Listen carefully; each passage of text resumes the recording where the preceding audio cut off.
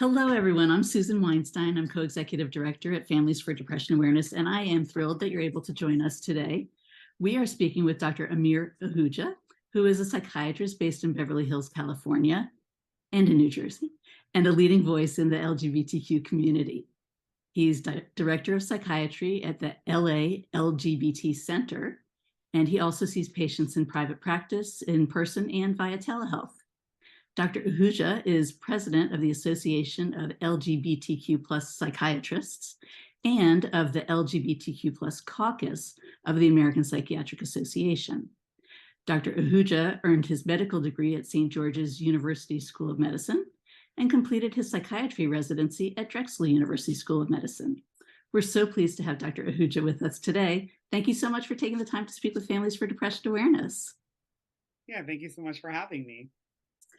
Well, we're here today to talk about LGBTQ plus people and mental health. What are some of the biggest challenges that you think are faced by LGBTQ individuals who are living with depression?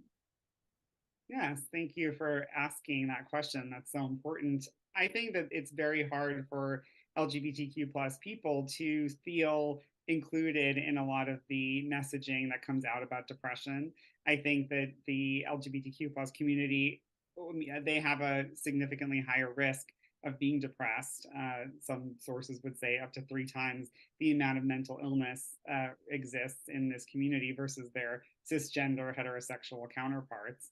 And that's sort of the bad news of it. The good news is that they're 2 to 3 times more likely to seek treatment. So they're certainly getting out there. But I still think that we're missing a lot of people in general in terms of there being stigma around depression and anxiety and other mental health issues as well. And I think more targeted things where we include people, particularly young people, particularly people in other marginalized communities within LGBTQ plus, I think helps them see themselves as the face of this. And I think especially when you hear different people's stories of depression in particular, it shows up in so many different ways and it can present differently. So I think people who think that they're angry or think that, they're just sad or that's normal or, all these kinds of things, or I'm just dealing with things in a weird way, or I think that they don't see it as depression. So I think that kind of messaging can be very helpful. And I think, we need, in a lot of different communities, not just this one, we need more awareness of mental health. So I think that is one of the big challenges. Yeah, awareness and acceptance for sure. It makes me think of those times when there are the campaigns where people say it'll get better. And I think that that's not just about being LGBTQ, but it's about depression if you get care for it. So right, and I think to me, it's akin to the public health campaigns that have been directed at different communities or over the years, like based on mental health and not certainly based on HIV and HIV prevention. You see, I think what they've really focused on, and us at the LGBT Center, what a lot of our messaging focuses on is how do we put people's stories at the center of it and people's faces at the center of it, so that if you are a young person of color or you're a male who doesn't really think of mental health in the same way, you're going to see yourself in these messages, because we know there are certain communities like ours that need that messaging and need sort of to feel included, or they're going to think, oh, that's them who have depression and not me, or that's them who have this issue. So I think that definitely we know in other, as a scientific tested strategy, that this public health messaging works better when you include people who can see themselves in it. So I think that especially communities at higher risk like ours need more of that. Well, Families for Depression Awareness, since our founding in 2001, we've been about storytelling. We want people to see themselves, to see the face of depression, to see their role in helping someone get well, and to be inspired as well. So I'm glad that you all are able to, play off of that as well. So from your vantage point, in what ways are access to and quality of mental health care changing for LGBTQ people? And are there reasons for us to be hopeful? Yes, I think that there's a lot of reasons to be hopeful. I think that well, to answer your first question, I think in terms of historically, I think there was a lot of, there was a lot of barriers to access to treatment. And I think particularly expertise, we did not have a lot of training in terms of LGBTQ plus mental health at all. Still, there's not a lot of mandated training in mental health programs in schools and colleges. In fact, we're actually, me and Susan Holt, who's our director of the Stop Violence program at the LGBT Center, which is the world's largest domestic violence program for LGBTQ plus people. We are writing a book that's coming out soon that we're trying to use as a basis to mandate LGBTQ plus intimate partner violence training, in graduate programs, just for example, because a lot of the programs don't include any training. And even when you do statistics about med school and residency, you're talking maybe a few hours in 4 years people get that's LGBTQ plus mental health. So very little. So I think that's been a historical barrier that's improving. So there's hope there. But I think also just then the fact that the expertise is so limited to big cities means you don't have a lot of access in most of the world, and most of the country is certainly true. So where a lot of LGBTQ plus people live, they don't have anyone in their whole state or in any type of reasonable, distance from them that can really be useful. So I think the internet has been a super helpful democratizing force in this way to be able to bring knowledge out and also connect people to providers. And with telehealth now being so normalized after COVID, one silver lining of this whole thing has been that that's much more covered, it's much more accepted, and people can access that from many places in the country. So I think the reason I, sort of partnered with Janssen in terms of this Depression Looks Like Me campaign that we're working on is kind of similar to what you're saying, is that we're trying to increase awareness and connect people through this website, Depression Looks Like Me. And I think I liked what they were doing because it is what we're talking about. It is so much about bringing this knowledge to everybody and making sure that you don't have to be in the LA area and come to our center in order to get the same kind of expertise. Or the Boston area where I am. Right, exactly. Or New York or Chicago. There are plenty of centers right. Like that. Yes, yeah. And I actually was going to ask about people who are living in rural areas, so I appreciate you mentioning that. I think that the pandemic had the good thing about expanding telehealth. It also had the good thing of more people are willing to talk about mental health. Yeah, we've seen, and then like I say, it's interesting we talk about this because I'm presenting 5 times at the American Psychiatric Association conference that's later on this month in San Francisco, and one of those talks is about social media and kind of like and we're sort of focusing more on the negative impacts of that. But one positive I will mention there, and I'll say here too, is the one positive aspect is I look online and Instagram and in TikTok and Facebook, I get tons of messages about mental health, which is BetterHelp, and all these companies are really pushing, and I see a lot of LGBTQ plus targeted stuff there. I see a lot of male targeted stuff because we know a lot of men don't access mental health, and so I do hope that that's getting through and people are using it more. It's always nice when we see those messages and it's not Mental Health Month and it's not Pride Month. So the fact that we see them outside of May and June is encouraging. Right. Exactly. So then another particular issue is LGBTQ people who are also people of color.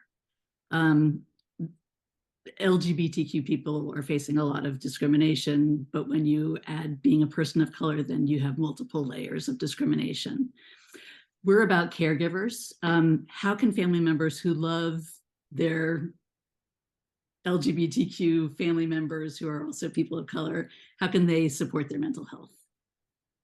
Yeah, I think that it's really important to, as a person of color who is LGBTQ plus myself, yeah, I think what I notice from a lot of my friends and family and community as well, just in being a provider and being a member of a community, I think is that there's a lot of truth to the double discrimination that you face as a sexual and gender minority and also an ethnic minority.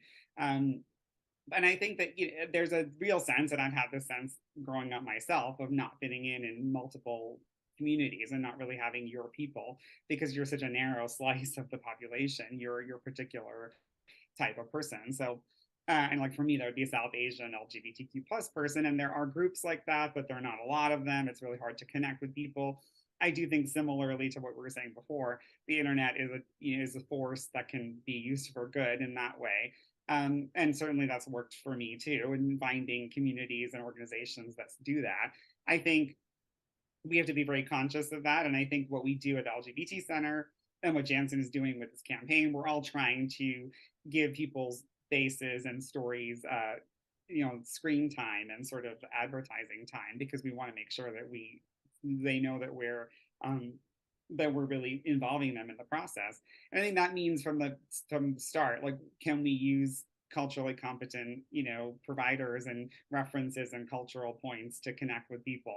At the LA LGBT Center, we have a large Spanish-speaking population, so we have a whole center that's just Spanish speaking, and we have plenty of Spanish speaking providers and Spanish speaking outreach. So I mean, those kinds of things. And we're also in different communities, so you want to be in the community people are in, so you don't have to travel to maybe like a white area, or like a culturally not, really not doesn't fit with them kind of area. So I think that's one thing. I mean, and certainly some of that's physical in person, but in terms of the telehealth part, what I like about this, Depression Looks Like Me, has if you go to their website, you can see they've partnered with a lot of different organizations that represent people of color. And I think that has really helped in terms of outreach as well. And they have different, and the nice part is, like, we have a directory in our Association of LGBTQ plus psychiatrists. So there's also directories that are directed towards people of color, and there's a directory for different organizations. So it's nice to be able to have more ways to connect with the providers that you like. Because I will say one thing is, and I've seen this in my own life and with people I'm close to, that it's not a requirement to get care from somebody in your own community, but I think the more you can do that, it does help. I will say it helps people buy in. And with mental health, a lot of it's a buy-in, right? Because we're not used to doing this as a society. So I think any way you can get people closer to their goals of getting treatment is better. And I think that's one way in, is like, oh, I'm in your community and I can relate to you in some fashion. So that's a good thing. And I would also think that for gay people in general, and I say that in the most inclusive way, and for people of color, I think that the family members, if they can indicate that stigma is not an issue for them with regard to mental health, and also really I think acceptance is such a low bar, but apparently a lot of people don't reach it. But to be supportive of a person's life, I would think that those would be really key ways for family members to be supportive of mental health. Yes, definitely. And I think there's a lot of evidence from, I don't know if you know, the Caitlin Ryan's Family Acceptance Project has done a lot of work on researching family acceptance. And yeah, there's extremely high rates of depression and other illnesses with people who have been rejected by their families. That's a huge risk factor. So we know that and by conversely, supporting your families, being supportive is a huge protective factor to those things. So for sure, we know that makes a difference.